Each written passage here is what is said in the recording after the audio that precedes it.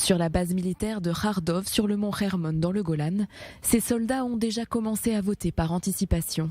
En tout, 6 788 804 électeurs sont appelés à effectuer leur devoir civique ce mardi. Pour bon nombre d'entre eux, les bureaux de vote répartis dans tout le pays ont ouvert leurs portes dès 7h du matin et jusqu'à 22h. Quelques exceptions néanmoins, dans les localités où vivent moins de 350 habitants, les bureaux fermeront à 20h. Sur les 12 495 bureaux de vote, 5 121 sont accessibles aux personnes en situation de handicap.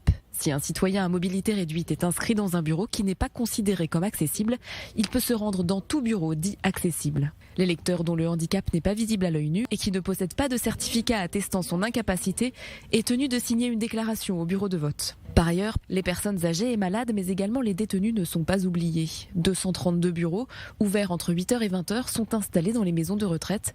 222 autres se trouvent dans les hôpitaux. Comme lors des précédents scrutins ayant eu lieu pendant la pandémie, 279 bureaux de vote sont spécialement prévus pour les personnes atteintes du Covid.